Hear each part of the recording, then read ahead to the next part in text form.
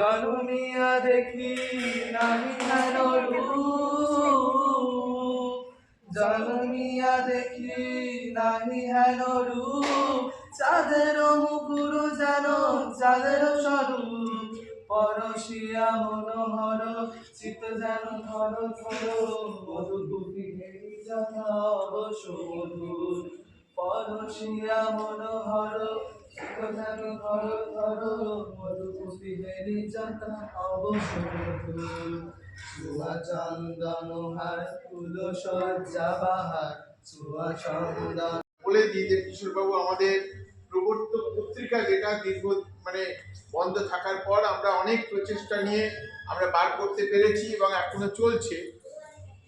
ভগবানের কাছে আশীর্বাদ চেয়ে নেব, যতদিন আমাদের প্রবর্তক থাকবে ততদিন যেন প্রবর্তক পত্রিকাটা চালু থাকে। তো তারই সম্পাদক মণ্ডলীর সদস্য উনিও এসেছেন। এই ফিরে আসা ব্যাপারটা কি তোমরা কি জানো? কেউ ছেলেরা কেউ জানো? বলেছি আমি কয়েকবার, একটা অভিমান। এই যে একটু আগে গাইল, কোথা ছিলে অভিমানী, মা অভিমান করে চলে গেছিলেন, একটা ভুল। তার মধ্যে আমাদের সংঘেরও কিছু মানুষ নিশ্চয়ই ছিলেন, নালে এটা হতে পারে না। ভুলটা কি? ভুলটা, তোমরা ছোট আছো কিন্তু সংঘের কথা জানতে হবে। আমরা যারা সংঘের মধ্যের মানুষ বা যারা এসেছেন তাদের কাছেও বলার যে ভুল থেকে ভুল তথ্য জেনে একটা প্ররোচনায়, কারো প্ররোচনায় পড়ে যে কত বড় সর্বনাশ হতে পারে, সেই নিদর্শনটা আমার মধ্যে হঠাৎ জাগিয়ে তুলল। যে আজকে 1 ফেব্রুয়ারি, আজকের দিনে মা ফিরে এসেছিলেন। হ্যাঁ, পূর্ণিমার দিন ফিরে এসেছিলেন। তো কেন গেলেনই বা কেন?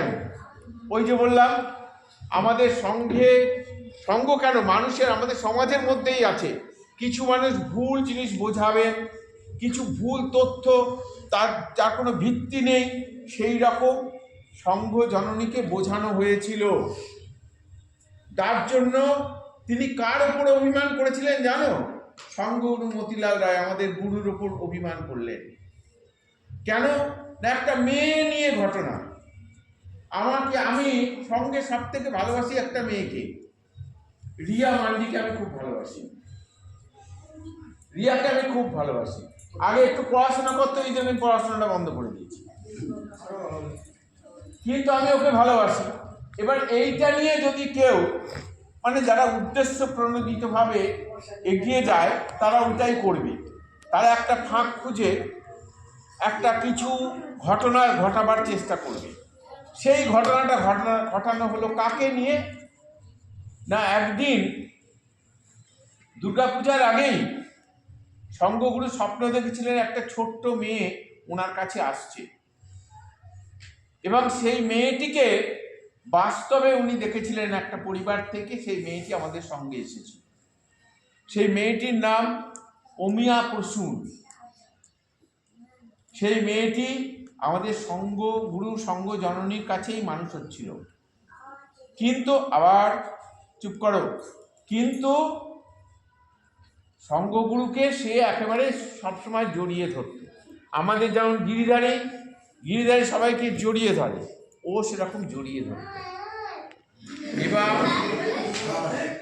এবং সেইটাই এমন হলো, এমন মানুষ প্ররোচনা দিয়ে ভুলভাবে এমনভাবে তাদের মধ্যে ব্যবধান তৈরি করে দিল মায়ের সঙ্গে, আমাদের ভগবান বা গুরুদেবের সঙ্গে, যে মা অভিমান করে বাড়িতে চলে যাবে। ওনার বাড়িতে চুচুড়ায়, আমরা সবাই জানি, বাপের বাড়ি চলে গেল। মা কিছুতেই আসেন না। মা একটা ছেঁড়া কাপড় পরে ওখানেই কাটাতে লাগলেন। প্রথমে সঙ্গ থেকে 2-4 জন গেল যে মা এসো, ফিরে এসো। মা এলেন না। তারপরে অরুণদাদা উনি গেলেন, মা ফিরলেন না।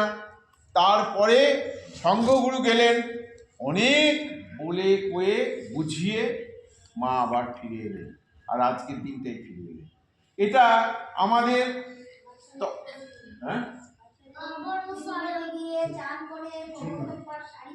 হ্যাঁ চান করে এবং প্রবর্তক যেটা বললেন প্রবর্তক পাড়ের শাড়ি, তখন তো প্রবর্তকের শাড়ি বিখ্যাত ব্যাপার। প্রবর্তকের শাড়ি একটা বিশেষ পাড় ছিল, নীল নীল না, হ্যাঁ প্রবর্তক পাড় একটা ছিল, ব্র্যান্ড ছিল, সেই শাড়ি পরে তিনি ফিরেছিলেন। এবং সেই দিনটা সকলে মানে তার সন্তানরা, মায়ের সন্তানরা খুবই আনন্দ পেয়েছিল। তার জন্যই এই দিনটা আমাদের সকলেই মনে রাখে। কিন্তু আসল যে কথাটা আমি বলতে চাইছি, যে ভুলভাবে ভুল তথ্য দিয়ে মানুষকে বিভ্রান্ত করা, কোনো প্রমাণ নেই, কাজ নেই, কিচ্ছু নেই, তার কোনো গুরুত্বই নেই, কিন্তু এমন জায়গায় নিয়ে গেল যে মা ভগবান সেই মেয়েটিকে নিয়ে এই গঙ্গায় নিয়ে গিয়ে বললেন তুমি ডুবে মরে যাও। এত বড় ঘটনা ঘটেছিল সঙ্গে, এত গুরুত্বপূর্ণ ঘটনা যে একটা মেয়েকে গুরুদেব এইখানে আশ্রমে নিয়ে চলে এলেন, বললেন এখানেই তুমি থাকো। তাছাড়া না, সেটা তো পরে, আগে নিয়ে গিয়ে এই গঙ্গায় নিয়ে গেলেন, নিয়ে গিয়ে বললেন তুমি জলে ডুবে যাও। ওই ছোট্ট বাচ্চা মেয়েটাকে নিয়ে এত বড় ঘটনা ঘটলো। পরে অবশ্য চৈতন্য ফিরে এলো গুরুদেবে, যে না আমি ভুল করছি বলে আবার মেয়েটাকে নিয়ে এসে এই আশ্রমে যারা তখন থাকতেন তাদের হাতে দিয়ে বলে এলেন তোমরা একে দেখো। এবং আমাদের মা চলে গেলেন বাপের বাড়িতে। কত বড় ঘটনা! শুধুমাত্র ভুল ভুল ভুল নিয়ে কোনো তার নেই। এবং তার মধ্যে অবশ্যই আছে প্ররোচনা, মানুষের প্ররোচনা। কিছু অর্বাচীন মানুষ তখনও ছিল, এখনো আছে। সেই অর্বাচীন মানুষেরা এমন ঘটনা ঘটায় যার জন্য ভুগতে হয় সংঘকে বা সমাজকে ভুগতে হয়।